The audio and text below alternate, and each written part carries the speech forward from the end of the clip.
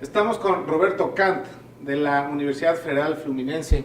Bienvenido, profesor investigador. Gracias. Bienvenido a México. Gracias por estar aquí, por acompañarnos al seminario de Poder, Corrupción e Impunidad desde un enfoque de derechos. La primera pregunta es el tema Brasil. En Brasil hemos sabido, en México, de los casos de corrupción de Dilma Rousseff, del mal uso de los recursos públicos que se hizo durante su gobierno. Hemos sabido del caso Petrobras, hemos sabido del caso Odebrecht, es decir, una serie de casos que nos hacen pensar que compartimos cosas, Brasil y México, en temas de corrupción.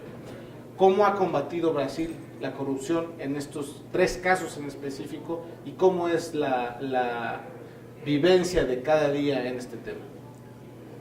Bueno, pienso que hay una cuestión previa, que es la forma como las instituciones controlan los comportamientos de los entes públicos en Brasil. En Brasil, las instituciones públicas no tienen protocolos de acción, o sea, las instituciones no establecen con clareza instituciones públicas y muchas veces las instituciones privadas también, mas especialmente las instituciones públicas, con clareza cuáles son los padrones de comportamientos que deben tener los agentes públicos.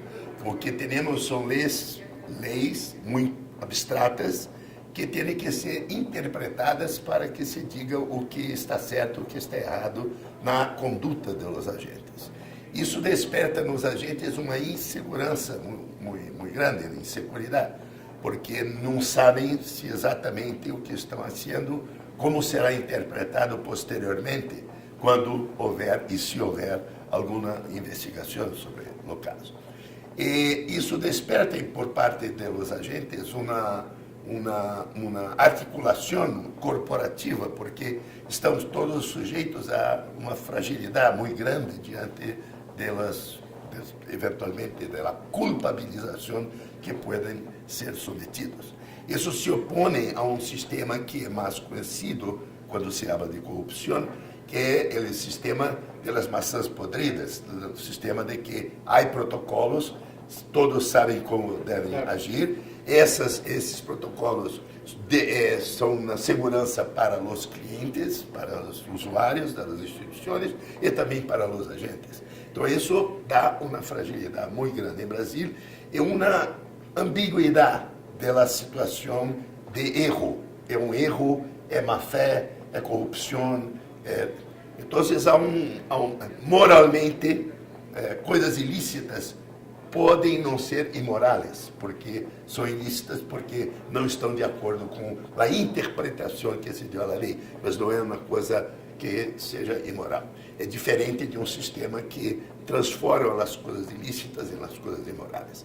Para tomar esses casos que existem, a corrupção sempre existiu em Brasil. Esse caso de Petrobras se identificou, inclusive, através de alguns testigos, que era muito distante de um funcionário desde os anos 90, que estava acostumado a participar dessa rede de corrupção.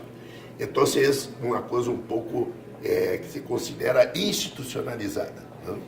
E o que houve são coisas diferentes, porque no caso de Dilma, ela mesma não foi acusada de corrupção, ela foi acusada de uma questão muito... Não é malogro, não, uma questão de contabilidade.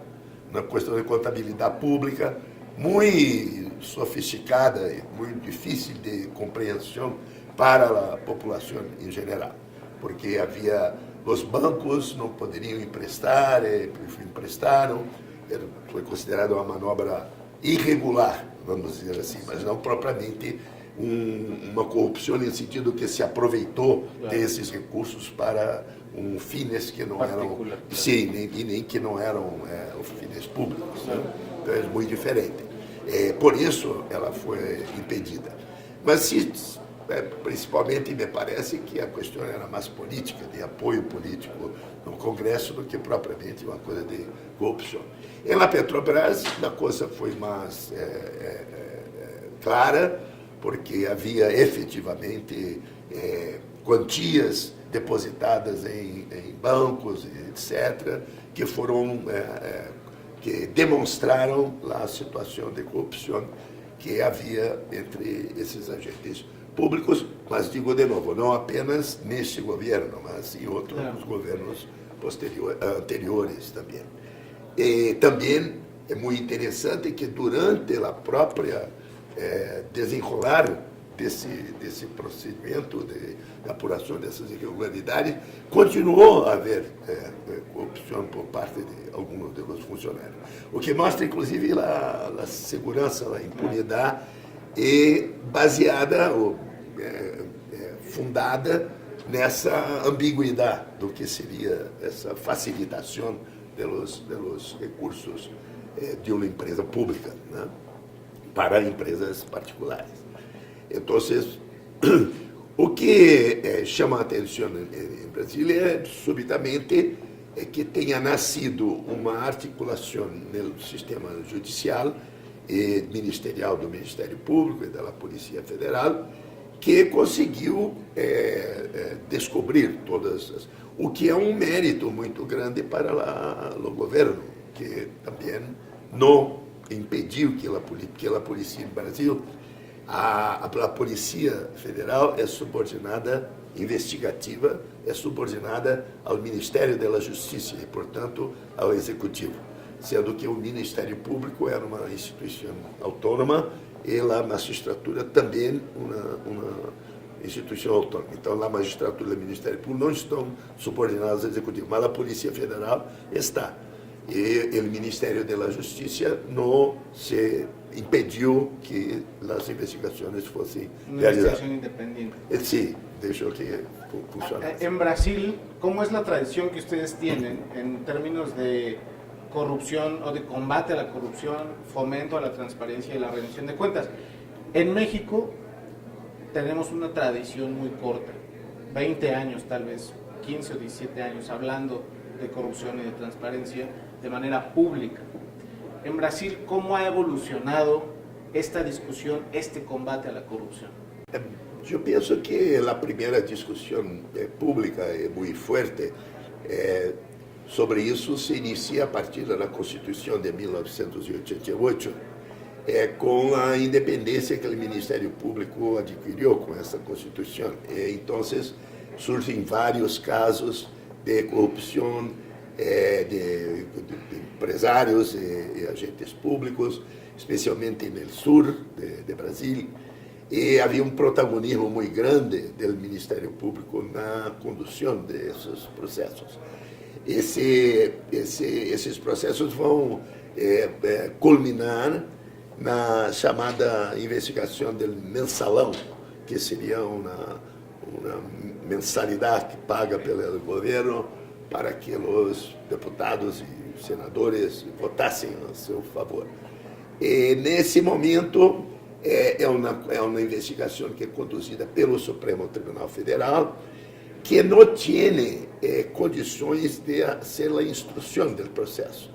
Mas, por razões muito particulares, havia um juiz, que Barbosa, que era um membro do Ministério Público, anteriormente nomeado para o Supremo Tribunal Federal, que conduziu essa instrução, conduziu a ouvida de testigos, as perícias, etc., coisa absolutamente inusitada no âmbito das cortes superiores brasileiras, das cortes de apelação. Portanto, depois esse mesmo juiz se tornou presidente do Supremo Tribunal Federal e foi quem conduziu o julgamento do mensalão, que levou banqueiros e políticos à punição, né? Nessa época, havia inclusive alguma discussão se isso seria uma perseguição política, se haveria alguma conotação política contra o governo do presidente Lula. que no final também era difícil, porque o próprio Barbosa havia sido nomeado pelo presidente Lula, né? Então não era uma coisa muito evidente, né? E depois disso assumiu a liderança desse combate os juízes, especialmente um juiz no Paraná e outro em Rio de Janeiro, Moro e Bretas.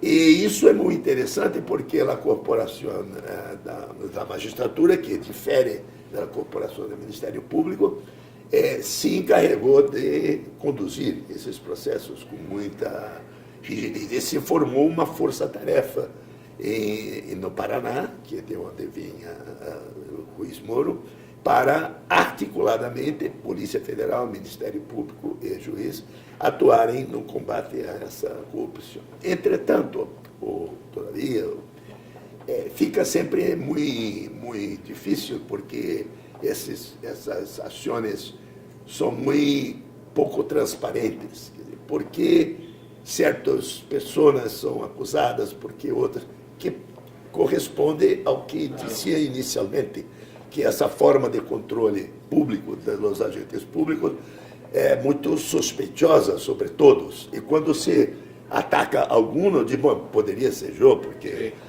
então estão todos ameaçados, fragilizados diante desse poder punitivo. Porque é um poder repressivo, não é um poder disciplinário, ou seja, não se está pensando em nenhum momento em Brasil em regular as relações entre os agentes públicos, as empresas, por exemplo, regular o lobby, né, no Congresso, como acontece em outros países, e isso impede que as relações se tornem transparentes e, portanto, possam ser os agentes que las rompem com as regras, que rompem com a regra, sejam considerados responsáveis e não culpables. Es muy importante. Eso es muy importante en ese sentido. Para hacer la última pregunta, en México el Ministerio Público depende del Poder Ejecutivo, todavía. Estamos en la transición de un Ministerio Público dependiente a uno independiente. ¿Qué consejo le deja a los funcionarios mexicanos, a la sociedad civil, a este ambiente mexicano en ese proceso de transición que es muy importante para garantizar el combate a la corrupción? Que não haja excessiva independência desse Ministério Público autônomo. Respecto del Ejecutivo. Sim, respecto ao Executivo. Porque, não, mas que não se torne um fator em si, porque esse é um grande problema que ocorre em Brasil. Como os critérios de seletividade dos casos não são públicos e não são transparentes, e como essas instituições são muito pouco transparentes para a sociedade em geral, tanto a magistratura quanto o Ministério Público, embora estejam nascendo um serviço que é aprovado por toda a população, porque evidentemente esses casos precisam ser punidos fica sempre uma questão de que por que se escolheu este e não este, porque esse e não aquele. E como essas informações não estão disponíveis para o público em geral, podem sempre ser consideradas como, vamos dizer, alvos escolhidos previamente por motivos políticos ou por motivos pessoais ou outro tipo de coisa. Então, me aconselho que se dê autonomia, que se profissionalize essas instituições, mas que elas se tornem ou se procurem, o máximo possível, dar satisfações à sociedade. Para dar um exemplo, existe em Brasil uma instituição chamada Conselho Nacional de Justiça. O Conselho Nacional de Justiça é presidido pelo presidente do Supremo Tribunal Federal, seja quem for. E esse tribunal desse Conselho Nacional de Justiça está sempre pedindo às instituições que forneçam dados, que forneçam informações sobre o seu funcionamento, sobre quanto ganham os agentes, etc., os juízes, os desembargadores, os ministros. E não, as instituições não fornecem. Quer dizer, teoricamente seria um órgão superior, estaria hierarquicamente, mas as agências, as instituições que estariam teoricamente abaixo deles, não se consideram, porque se dizem que têm autonomia. Então, não se deve confundir autonomia com independência. Autonomia deve haver, mas não independência com relação aos outros poderes e à sociedade de uma maneira geral. Que acho que é o que ocorre em Brasil. Se confunde autonomía con independencia. Muchas gracias, doctor Kant. Gracias, ha sido un gusto tenerlo. Bienvenido a México. Una vez más, bienvenido al seminario internacional Poder, Corrupción e Impunidad desde un enfoque de derechos. Gracias por esta entrevista y lo esperamos pronto de vuelta. Gracias a usted. Buenas tardes para los telespectadores. Boa tarde. Muchas gracias. Fue Roberto Kant de la Universidad Federal Fluminense. Yo soy Jesús Caudillo. Nos vemos en la siguiente entrevista.